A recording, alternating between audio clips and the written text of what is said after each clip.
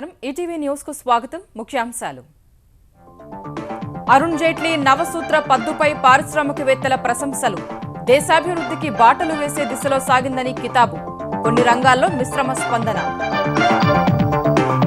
కేంద్ర బడ్జెట్లో కేటాయింపులపై తెలుగు రాష్ట్రాల అసంతృప్తి సాదాసీదాగా సాగిందన్న కేసీఆర్ ఆశించిన నిధులు ఇవ్వలేదని ఏపీ ఆర్థిక మంత్రి వ్యాఖ్య ఆంధ్రప్రదేశ్ ప్రభుత్వంపై అవిశ్వాస తీర్మానం పెట్టాలని వైకాపా నిర్ణయం స్పీకర్ పైన ఇస్తామని వెల్లడి ఎలాంటి నష్టం లేదని తేల్చి చెప్పిన తెలుగుదేశం వరంగల్ ఖమ్మం కార్పొరేషన్ల ఎన్నికల్లో జోరందుకున్న ప్రచారం అధికార ప్రతిపక్షాల మధ్య తీవ్రమవుతున్న మాటల యుద్ధం ఇంటింటికి వెళ్తున్న నేతలు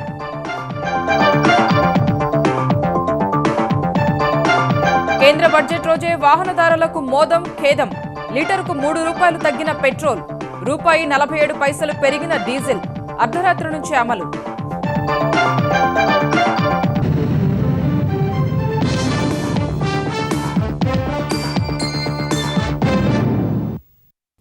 పల్లెల ప్రగతి మౌలిక వస్తుల కల్పన వ్యవసాయం సంక్షేమ రంగాలకు పెద్దపీట వేస్తూ 2016-17 ఆర్థిక సంవత్సరానికి కేంద్రం తెచ్చిన సార్వత్రిక బడ్జెట్పై పారిశ్రామిక వర్గాలు ప్రశంసలు కురిపిస్తున్నాయి.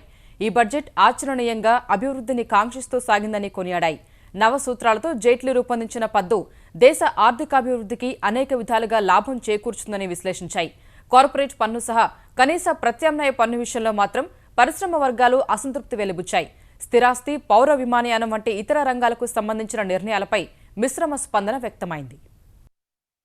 సుస్థిర భారత్ నిర్మాణమే లక్ష్యమన్న ప్రధాని నరేంద్ర మోదీ సంకల్పాన్ని ప్రతిబింబించిన 2016-17 బడ్జెట్ ద్వారా దేశాభివృద్ధికి 9 సూత్రాలను ఆవిష్కరించిన ఆర్థిక మంత్రి అరుణ్ జైట్లీ పద్దుపై పారిశ్రామిక వర్గాలు ప్రశంసలు కురిపిస్తున్నాయి. దేశ ప్రగతి రథాన్ని ఉరకలెత్తించేందుకు ఆర్థిక మంత్రి సరైన వ్యూహాన్ని సార్వత్రిక బడ్జెట్ రూపంలో ఆవిష్కరించారని కొనియాడాయి. వ్యవసాయం, మౌలిక సదుపాయాలు, గ్రామీణాభివృద్ధి, విద్యా, ఉపాధి రంగాలకు అత్యంత ప్రాధాన్యమిస్తూ 2016-17 ఆర్థిక సంవత్సరానికి 19.78 లక్షల కోట్ల రూపాయలతో సమర్పించిన బడ్జెట్లో ద్రవ్య లోటు రెవెన్యూ లోటును అదుపులో ఉంచేందుకు కట్టుబడి ఉన్నామంటూ ఆయన ప్రకటించిన 9 సూత్రాలు దేశాభివృద్ధికి బాటలు వేస్తాయని పారిశ్రామికవేత్తలు అభిప్రాయపడుతున్నారు. వ్యవసాయ రంగానికి 35,985 కోట్లు, గ్రామీణాభివృద్ధి రంగానికి 87,765 కోట్లు ఇవ్వడం సహా పెద్ద ఎత్తున ఉపాధి కల్పించే మౌలిక వస్తుల రంగానికి అధిక ప్రాధాన్యం కల్పిస్తూ ఒక్క జాతీయ రహదారుల అభివృద్ధికే 97,000 కోట్ల రూపాయలు కేటాయించడం దేశాభివృద్ధిని పరుగులు పెట్టిస్తుందని పరిశ్రమ వర్గాలు ఉద్ఘాటిస్తున్నాయి. రైల్వేలకు కేటాయించిన మొత్తాన్ని కూడా కలుపుకుంటే రవాణా అభివృద్ధికి 2,21,246 కోట్లు కేటాయించడం ఈ రంగంలో అనేక అవకాశాలను తీసుకువస్తుందని వివరించాయి. జైట్లీ పద్దు ఆచరణీయమైన అభివృద్ధి ఆధారిత బడ్జెట్ గా వ్యాపార పరిశ్రమ వర్గాలు అభివర్ణించాయి. ఈ బడ్జెట్ అభివృద్ధి ఉపాధి కల్పన సహా దేశీయంగా డిమాండ్ పెరిగేందుకు ఊతమిచ్చి ఆర్థిక వ్యవస్థ బలోపేతానికి ఉపకరిస్తుందని పరిశ్రమ వర్గాలు అభిప్రాయపడ్డాయి. ద్రవ్యలోటును జీడీపీలో 3.5% తగ్గించాలన్న లక్ష్యానికి కట్టుబడి ఉండాలన్న ప్రభుత్వ నిర్ణయం దేశ ఆర్థిక వ్యవస్థ రెండంకెల వృద్ధిబాట పట్టించేందుకు దోహదం చేస్తుందని పేర్కొన్నారు. పన్నుల విషయంలో ప్రధానంగా కార్పొరేటు పన్నును రానున్న 4 ఏళ్లలో 25% తగ్గిస్తామని గత బడ్జెట్లో చెప్పిన ఆర్థిక మంత్రి ప్రస్తుత బడ్జెట్లో చిన్న సంస్థలకు స్వల్ప ఊరట ఇవ్వడం కాస్త నిరాశ కలిగించిందని వ్యాఖ్యానించాయి. అంటే CI feels that this is a positive budget అండి. కానీ taxation point of view MAT తగ్గించాలని ఎప్పటి నుంచో కోరుతున్నాం, 10% తీసుకురమ్మని. కానీ ఈ బడ్జెట్లో దాని గురించి అడ్రస్ చేయలేదు. అడ్రస్ చేయకుండా అడ్రస్ సెక్టర్స్ కూడా తీసుకొచ్చేసారు మ్యాట్లోకి. పర్టికులర్లీ ఎస్ఈజెడ్స్ అవనివ్వండి, డివిడెండ్ ట్యాక్స్ అవనివ్వండి, ఏదవనివ్వండి, మ్యాట్ అవనివ్వండి, అన్ని certain issues which the finance minister has not addressed. ఎంఎస్ఎంఈకి ఒక రిలీఫ్ ఇస్తారనుకున్నాం, మ్యాట్ కానీ లేకపోతే సెంట్రల్ ఎక్సైజ్ తగ్గించేది ఏదో ఉంది అని అనుకున్నాం.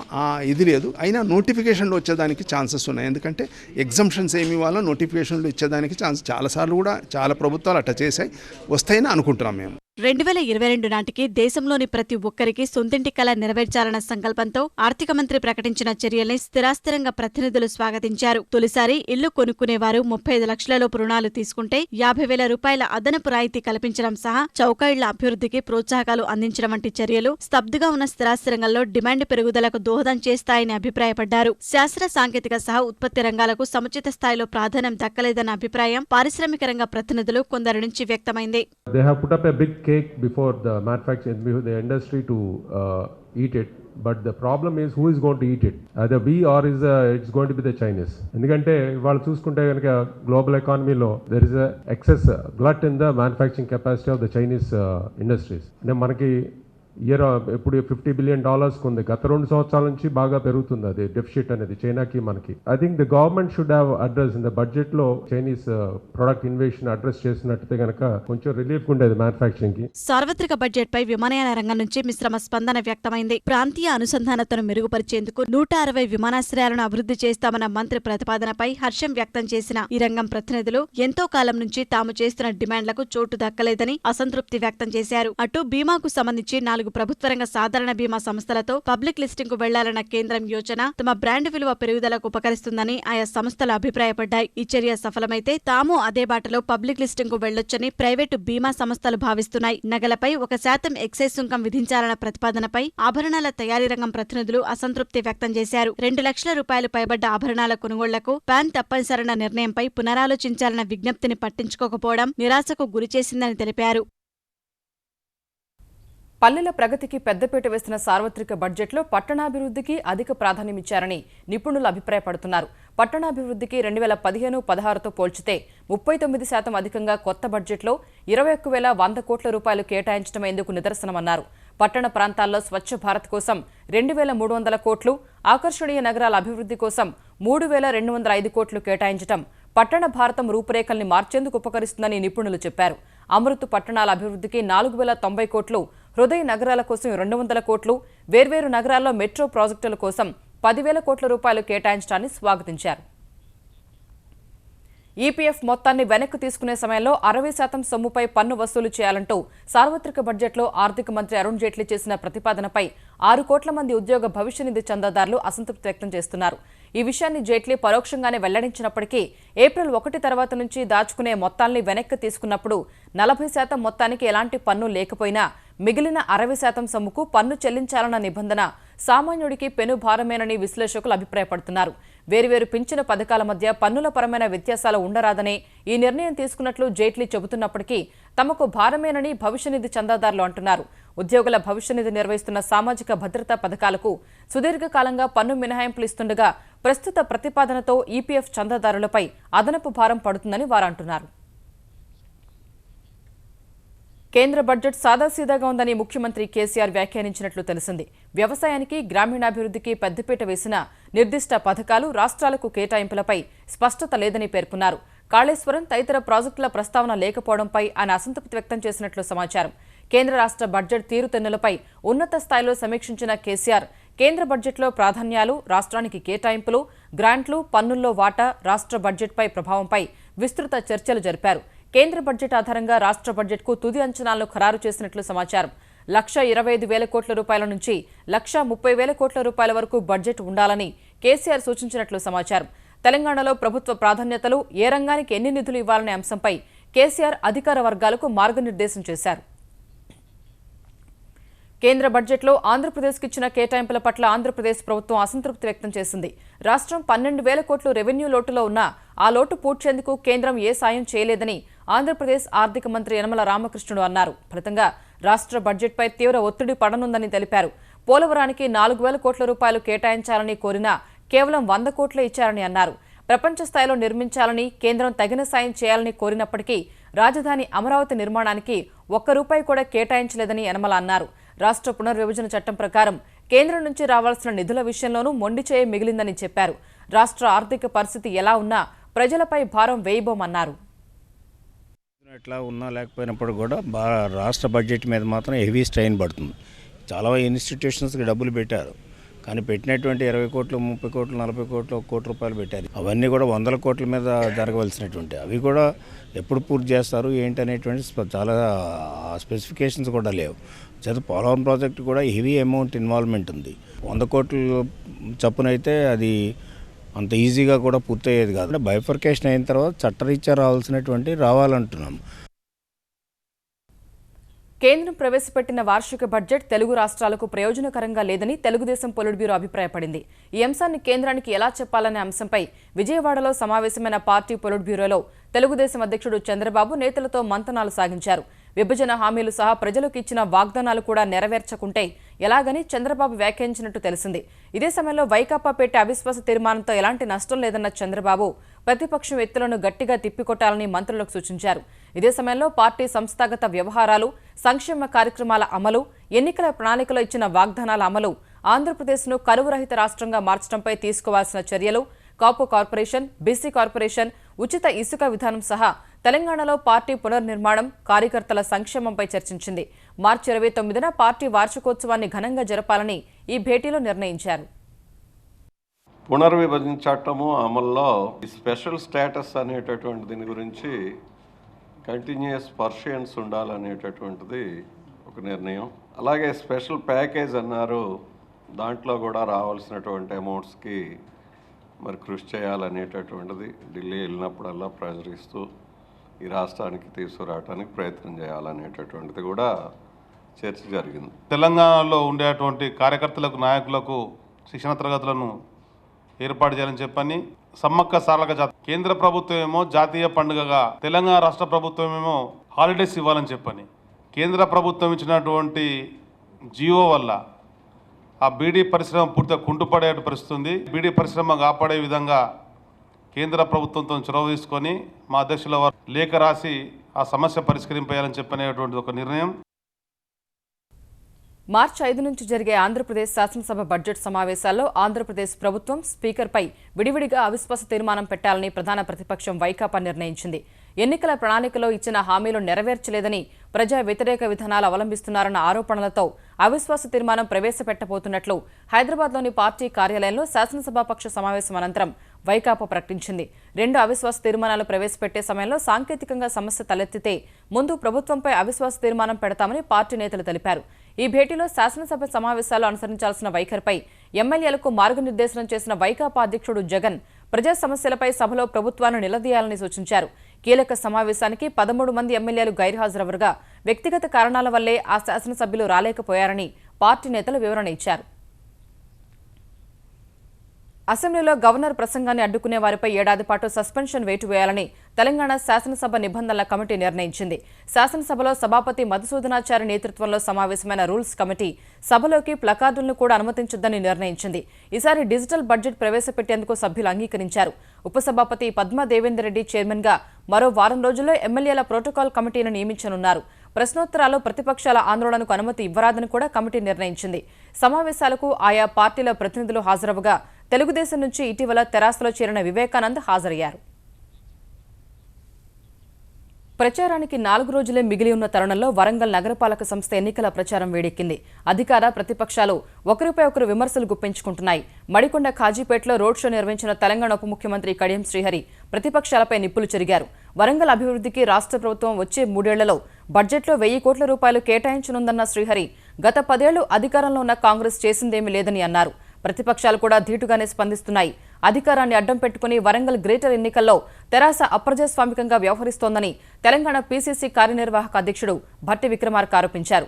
పొన్నాల సర్వేతో కలిసి హన్మకొండలో ఇంటింటి ప్రచారం నిర్వహించిన భట్టి కాంగ్రెస్ అభ్యర్థులను తెరాస నేతలు భయభ్రాంతులకు గురిచేస్తున్నారని ఆగ్రహం వ్యక్తం చేశారు. తెలంగాణ మంత్రులు అసత్య ప్రచారాలు మానుకొని ప్రజల బాగు కోసం కృషి చేయాలని ప్రతిపక్ష తెలుగుదేశం సూచించింది. ఈ రాష్ట్రంలో, దేశంలో 10 ఏళ్లు కాంగ్రెస్ పార్టీ అధికారంలో ఉన్నది. మన కార్పొరేషన్లో కూడా 10 ఏళ్లు కాంగ్రెస్ పార్టీ అధికారంలో ఉన్నది.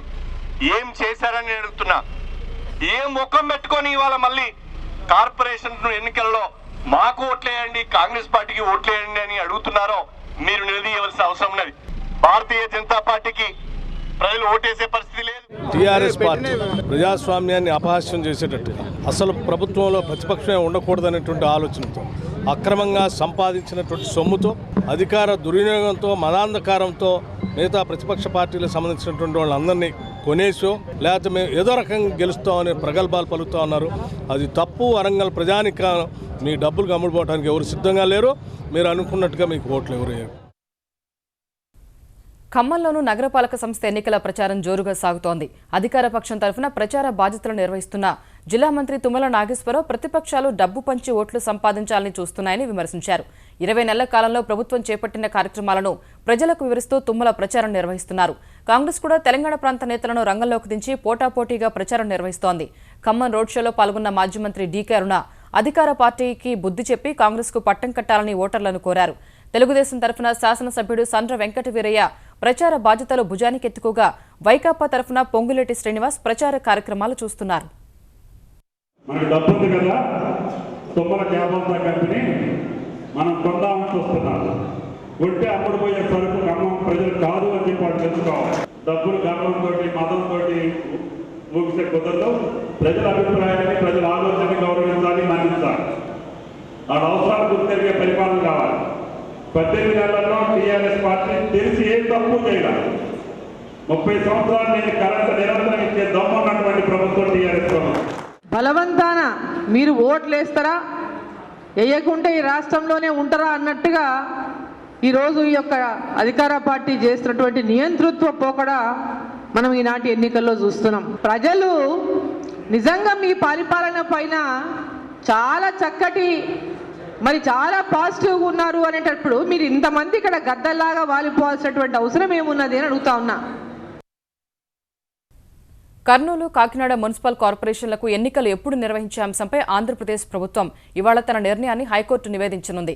కర్నూలు, కాకినాడ కార్పొరేషన్లకు 5 ఏళ్ల నుంచి ఎన్నికలు జరగడం లేదని, ఎన్నికలు నిర్వహించే విధంగా ఖాళైన ప్రజా ప్రయోజనాలపై కొంతకాలంగా హైకోర్టులో విచారణ జరుగుతుండగా ఎన్నికల సంఘం లేనందున జరపలేకపోతున్నామని ఏపీ సర్కారు వివరించింది. ఈ మేరకు ఎన్నికల సంఘం ఏర్పాటుకు చర్యలు తీసుకోవాలని హైకోర్టు ఆదేశించగా కొన్ని రోజుల క్రితం ఎన్నికల సంఘం కూడా ఏర్పాటు చేసింది.